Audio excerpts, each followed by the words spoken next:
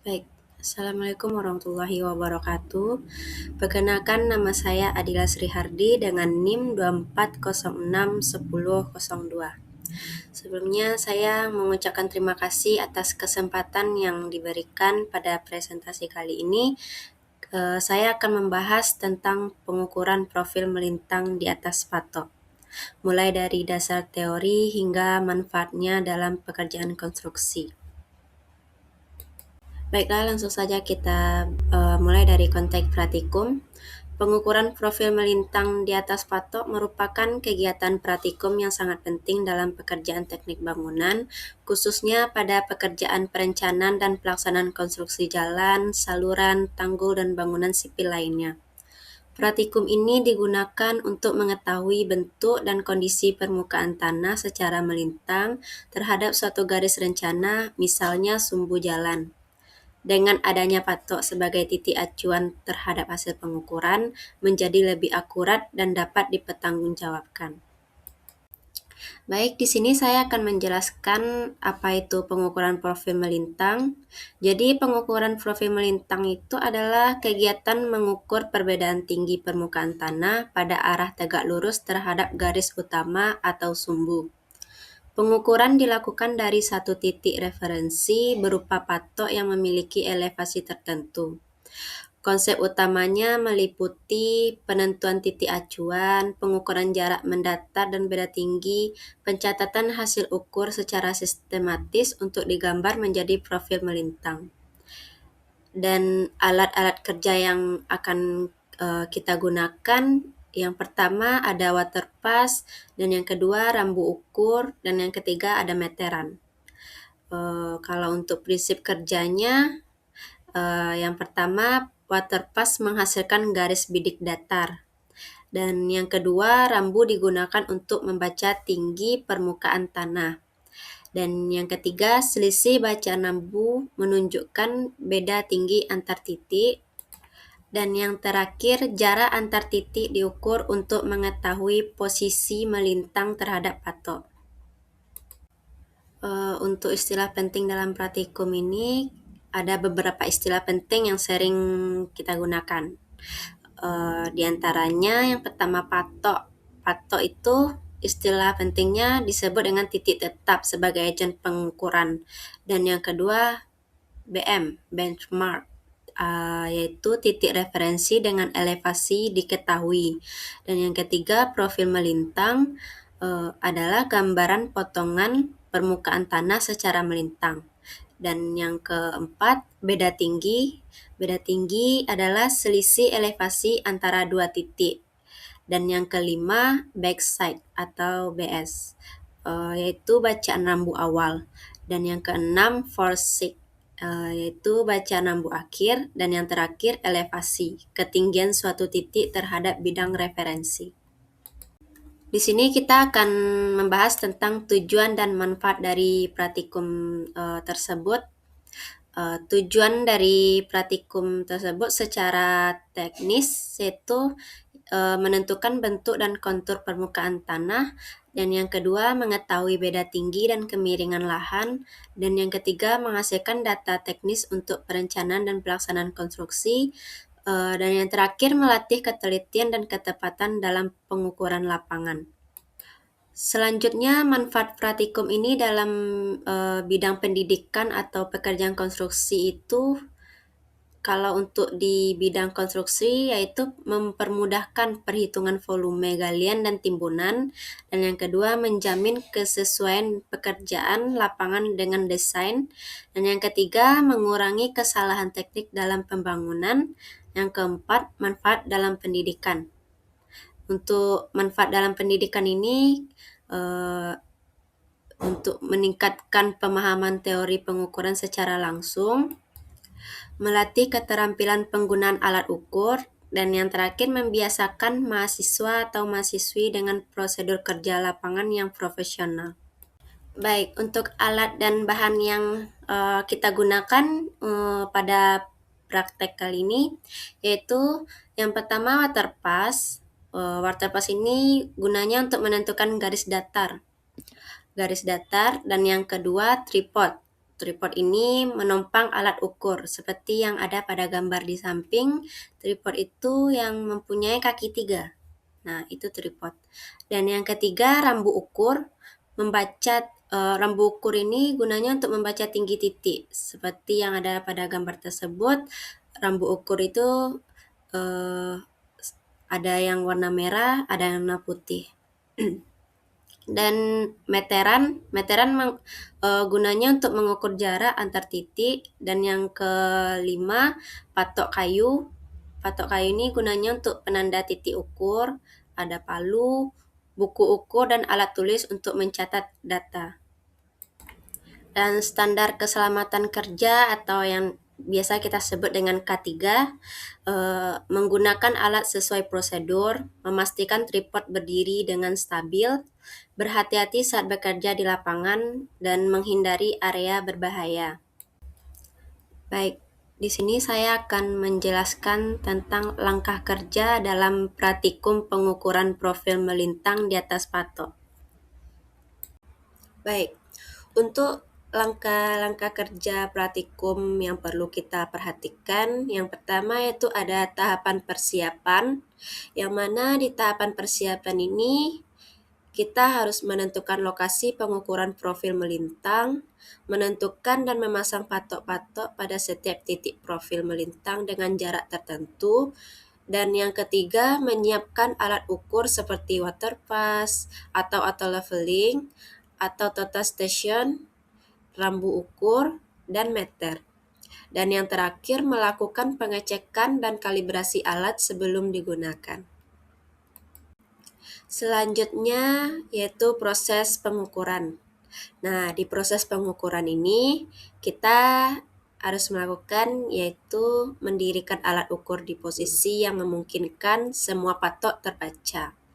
Dan yang kedua, melakukan pembacaan rambu pada patok tengah sebagai referensi.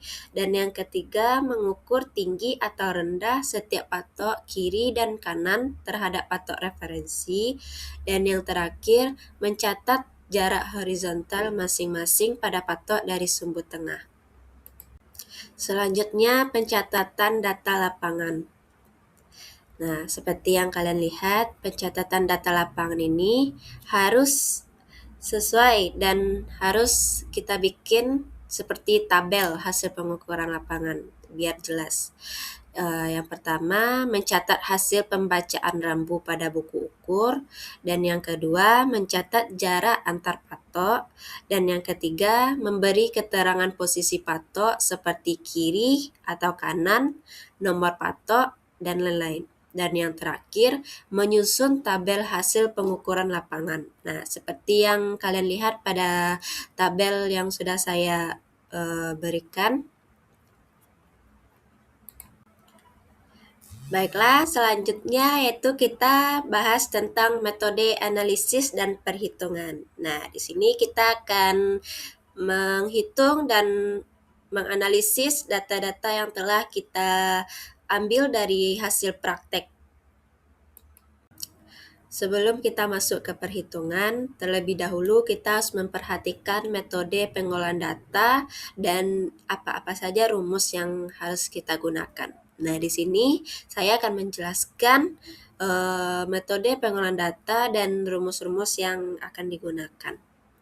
Untuk metode pengolahan data, itu yang pertama, mengolah data hasil baca rambu menjadi beda tinggi, dan yang kedua, menghitung elevasi setiap patok berdasarkan patok acuan, dan yang ketiga, menyusun data dalam bentuk tabel profil melintang. Nah, untuk rumus-rumus yang kita gunakan, yang pertama ada beda tinggi, yang mana di beda tinggi ini rumusnya yaitu bacaan belakang dikurang dengan bacaan muka. Bacaan belakang ini disebut juga dengan cek BT, dan bacaan muka ini kita sebut juga dengan jarak optis. Dan yang kedua, elevasi patok. Nah, elevasi patok ini rumusnya itu elevasi patok acuan ditambah atau bisa dikurang dengan beda tinggi. Untuk jarak horizontal yaitu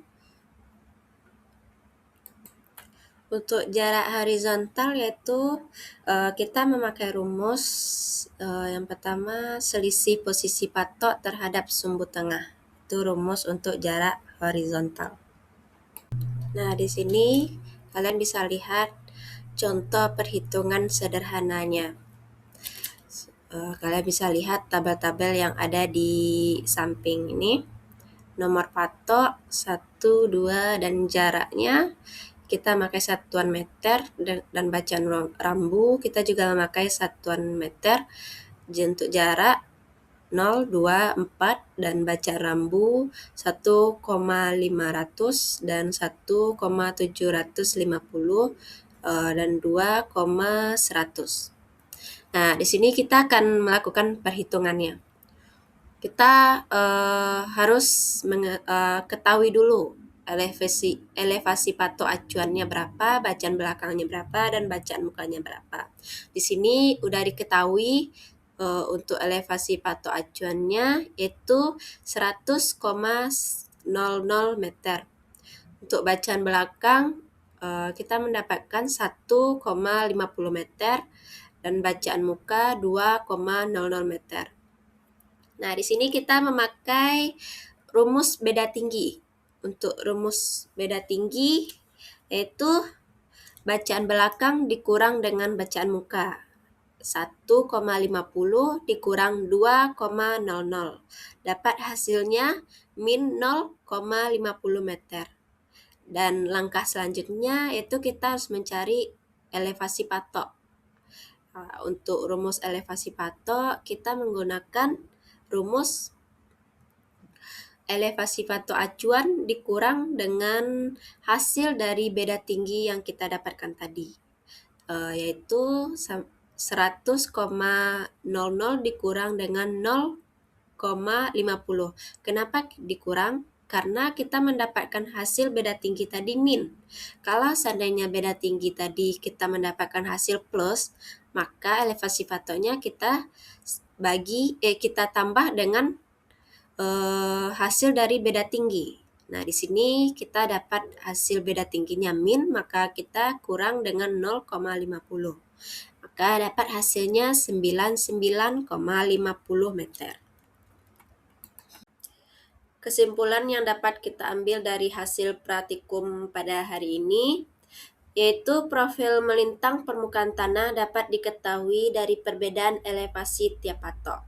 Dan data profil melintang menunjukkan bentuk dan kemiringan permukaan tanah. Adapun kelebihan dan keterbatasan metode, untuk kelebihannya metode sederhana dan mudah diterapkan, dan data cukup akurat untuk perencanaan dasar. Dan untuk keterbatasan adalah yang pertama, ketelitian bergantung pada alat dan keterampilan pengamat. Dan yang kedua, kurang efektif untuk medan yang sangat curam atau tertutup vegetasi.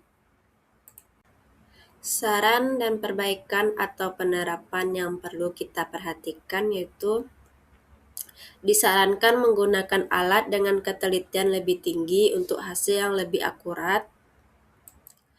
Pengukuran sebaiknya dilakukan lebih dari satu kali untuk mengurangi kesalahan, dan data profil melintang dapat diterapkan pada perencanaan jalan, saluran, dan bangunan sipil lainnya.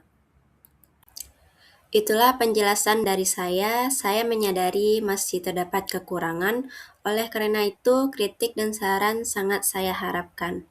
Semoga materi yang saya sampaikan dapat memberikan manfaat dan menjadi bahan pertimbangan ke depannya. Saya ucapkan terima kasih atas waktu dan perhatiannya. Wassalamualaikum warahmatullahi wabarakatuh.